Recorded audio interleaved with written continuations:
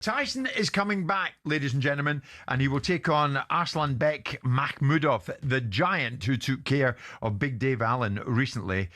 Will he take care of Tyson Fury? On that, though, Spencer, is the sport of boxing richer for having Fury back in the fold? Absolutely, yeah. I think that Tyson Fury's been a big character over the last 10 years or so, and I think that he's always good for the sport, for sure. I mean, it's going to be interesting against Makhmudov. It's a tough comeback fight, to be fair. Makhmudov is active. He's very big, very strong, can whack a little bit. So I think perfect opponent for someone like Tyson Fury to see if he still belongs at top level. So, yeah, it's a good fight. And I think that welcome back Tyson Fury. I think he's good for the game, for sure. Are you excited at the prospect of it, Simon? Well, Tyson Fury is I mean, I think he's uncouth at times, but I think he's very charismatic. I think when he's on form, he's as big a star as you could want. He's engaging, he's funny. Some of the press conferences he's done in the past have been brilliant.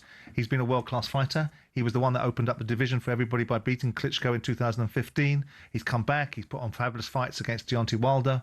And I think this is a decent fight. I think a 60% Tyson Fury will dance rings around this fella, but I think it's a reasonable tune-up fight for something that may be more meaningful. Whether it's Anthony Joshua, I have my reservations because of the travails and challenges that poor Anthony's had to experience in his life recently. But Tyson Fury being back creates noise, creates temperature. Yeah. Everybody didn't think he was going away anyway, and so there's no surprises back. He was always going to come back despite his protestations. And so here he is. And this fella, that we all wrote off, Makhmudov, he was a beast until Ajit Kabiel chopped him down to size. His reputation got slightly damaged as a result of it, lost another fight, won a fight, and then went in against Dave Allen and did a number on Dave Allen. So it's a decent fight, but Tyson Fury, if he's anything vaguely resembling the Tyson Fury that we know, will deal with him comprehensively, I suspect. Certainly, Makhmudov has won 21 of his 23 fights, and as you say, beat Dave Allen last time out. As Simon alluded to there, Spencer, if it is a tune-up fight for Fury, who's he tuning up for? Is it AJ? Well, it was AJ, but obviously with, the tragic circumstances that Anthony Joshua's been through over that Christmas period, losing a couple of his friends, and our thoughts and prayers go out to those families and condolences to Anthony Joshua as well. But yeah, that puts him out of this space right now. Boxing will be the last thing on his mind, So I think now we look at Tyson Fury versus Fabio Wardley. I think that's the route he takes. That's the fight that can be made. Frank Warren has these heavyweights under his stable. And, I think for Fury, it'll be the walnut fight. Is he back at that level? Can he deal with that level? And then we see him in against Fabio Wardley. And that possibly comes sometime in the summer. I'd be having some of that, Simon. Would you not? Yeah, I mean, I think Fabio go in there. Fabio gets paid that way, I suspect. I mean, ultimately, the Queensberry situation will be slightly different from the circumstances that surround the fight now with Makhmudov. That's a different deal. That's a different circumstance. That's a different situation for Tyson Fury. There's probably not a broadcast obligation for Tyson with Queensberry's preferred broadcasters and contracted broadcasters to zone, hence why it's landed on Netflix. And away it goes. But yes, I mean, I want Fabio Wardley to do well. I want him to see an opportunity for himself, both as a world champion and economically. And in an ideal world, those two can coincide. And I think Fabio cannot be underestimated. Mm-hmm. We've now reached a point where Joseph Parker fought entirely the wrong fight, took a fight he didn't need to take, and fought it the wrong way, and got done by Fabio. Fabio was lucky against Justice Hooney. He got away with it, but people will say an equaliser is what it's there for. But here we are now, and I want Fabio to do well. And if the first fight as a defending world champion is against Tyson Fury, it's a difficult one, but it's not beyond. There's actually more risk in this fight for Tyson, because Tyson will think he's got a legacy, and he won't like to be thinking of himself losing to Fabio Wardley. Yeah, but I think Tyson's also got a mission as well, though, isn't it? And that's to become three-time world heavyweight champion, and Fabio Wardley is that guy with the target on his back. But you look at Fabio and how he's come along, with his career, being the underdog in a couple of occasions, come through those tests, and he's still improving all the time. The momentum is still very much with him, and it could be a changing of the guard, from this old era of Deontay Wilder, Anthony Joshua, Tyson Fury. They're all getting on now, and you've got this new crop of fighters that are coming through, and Fabio Wardley is that guy. So now that is a very interesting fight, and a great fight for both guys. So before Wardley, it's Makhmudov, and Tyson Fury returns to fight, as I say, Arslanbek Makhmudov on the 11th of April, so it's not that far away. Here's the thing, though, just in the passing, UK fight fans, have you missed Tyson Fury? Are you glad to see him back? Will you be glad to see him back in the ring and fighting again in this country? You might want to give us a call on that 03717 223344 810 89. There is a backstory to this, so Spencer, is there not, Simon? This fight on the 11th of April will be broadcast on Netflix, so it's all changed. Turki Al Sheikh has said that this is the second fight between Netflix and the ring. It's only the beginning. Wait for the big surprise soon. So, in terms of the broadcasters, could Netflix become the home of boxing? We remember when Turki Al Sheikh joined us on this show just last year. He explained how he wanted to change the pay-per-view landscape. I prefer to have 1 million subscribe and pay-per-view with 20 pounds. And 500,000 with 40. I agree. Or less than 500,000. Now with technology and a lot of things in the social media, the people go around it illegally, some people, because the price is high. And this is, in the future, will not build the boxing. If I give the customers good fight with good price, I will increase the fans base. And in the future, we will go step by step. Well, of course, it begs the question, what did Frank Warren think of that? Of course, Frank Warren, who promotes Tyson Fury. And, of course, Frank with DAZN. Frank was on Talksport yesterday, and he was asked about Fury's return and this Netflix deal. Well, Tyson has made it very clear late last year that he wanted to come back and fight. He wanted to fight in the spring, and there's a lot of work going on with people at Ring, and that's where it's at. He's now fighting on April the 11th against Makhmudov, which is a good comeback fight. You know, he's a good fighter. He's got a good record, and it'd be a great fight for Tyson to try and get the cobwebs out of his system. First UK fight to be on Netflix. The Netflix situation is interesting because I think there's deals with DAZN that happen as well with you. How did Netflix come about to broadcast this fight? That's sort of out of my hands as such. Nothing to do with me. That deal was done with the actual ring people. That was Frank, basically. I'm not too sure about that. What came over to you there from that? Listen, I think it's very simple. In the same way that Anthony Joshua fought Daniel Dubois and stepped outside of the potential broadcasting relationships that Matchroom had, because he was contracted to Matchroom, Tyson Fury does that with Queensberry. If Tyson Fury wants to fight for a world title against Fabio Wardley, then they will fight on the broadcaster that Queensberry are contracted to provide a stable of fighters towards. So if you look at Queensberry or Matchroom, they'll have a stable of fighters, they'll have a preferred broadcast deal, and all those fighters will be obligated to fight on that broadcaster. Tyson Fury isn't obligated to fight on that broadcaster. Makhmudov probably doesn't have a broadcast deal.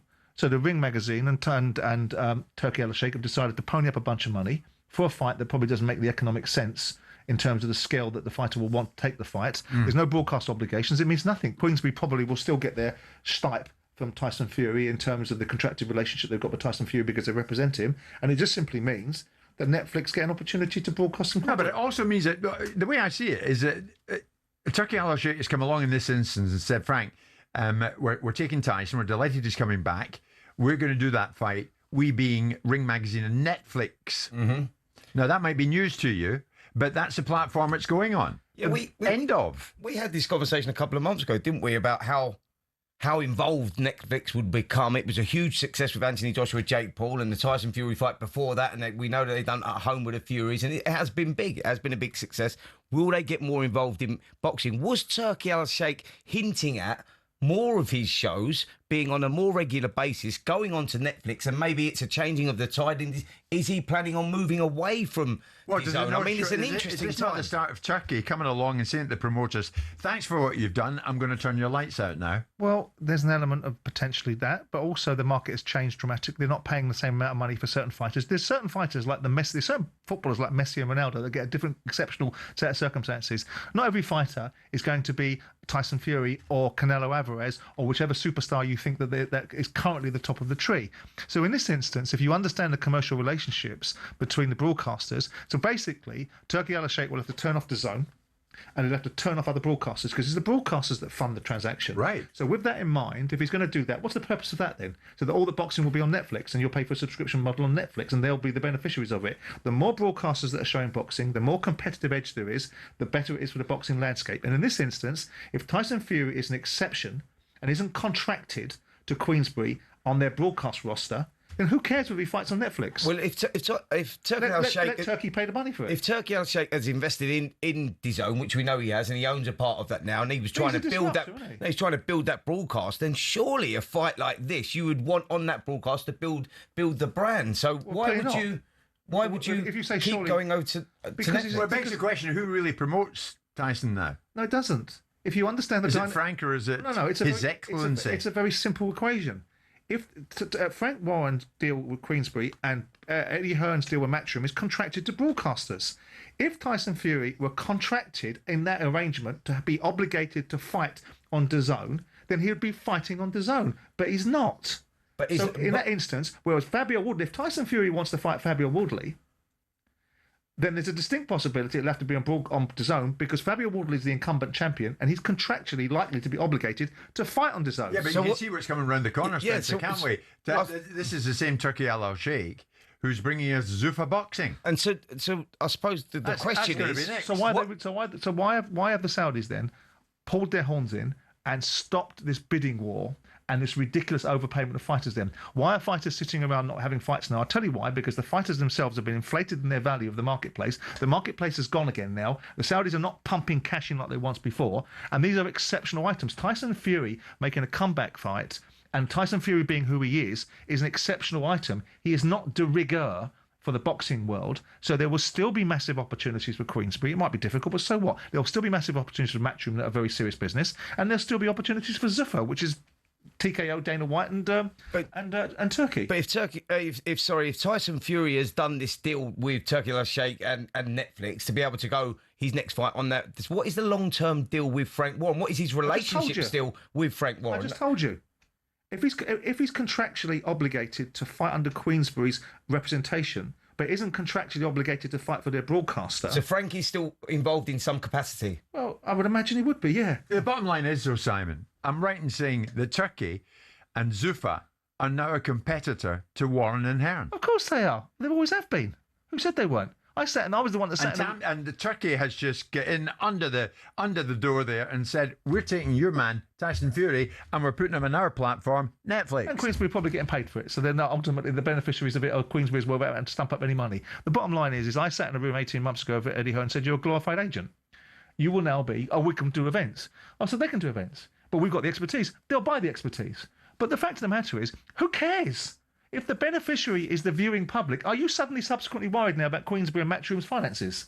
We're concerned about the reality of who fights who and when. I don't care who they fight for. And ideally, I'd like to see the Saudis keep on pouring money into boxing and keep on putting events in the UK so that we can all enjoy the spectacle. The fact of the matter is, Tyson's coming back. UK fight fans, have you missed Tyson Fury? Is the sport of boxing richer for having him back in the fold? Let's find out what UK fight fans really think about the returning Tyson Fury. Have you missed him? Do you welcome him back into the fold with open arms? We now know he's going to fight Arslanbek Makhmudov in April. Tyson Fury, do you welcome him back with open arms? Rick, who's a Man United fan and no doubt a boxing fan, what do you think? Good afternoon, Rick.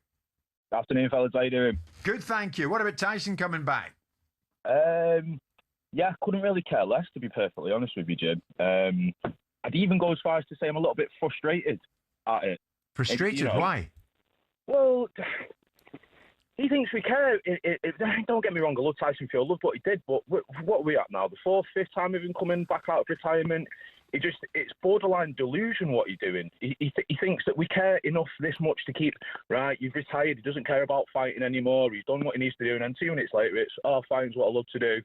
And I feel like the boxing community is also kind of coming around to that same opinion as well. Everyone's losing patience with him because he just contradicts himself every 2 minutes. Rick, strong views there that he couldn't care less if Fury comes back because we've heard it before. Yeah, very strong views, isn't it? Because I think that Yeah, all right, people do get bored of Tyson Fury retiring, coming back, but love it or hate it, he's good for the sport. He's a big character, and he's been a big character over the last 10 years. He still has a lot to offer. You know, last fight back in December against Alexander Usyk, December 2024, you look at that, there was not a lot in the fight. Yeah, he lost the fight, and Usyk won the fight, but he showed that he's still very much at the top. Take Alexander Usyk out of the equation, Tyson Fury, you put him in with anyone. So, of course, we want him in there now because he's a big name for the last 10 years. We've got the new names like Moses Atauma coming through, Fabio Wardley coming through, and surely it's a passing and a baton, and we need to see the old fighting, the new coming through to build their profile. Okay. So I think it's healthy for the sport. Leeds and boxing fan Dan.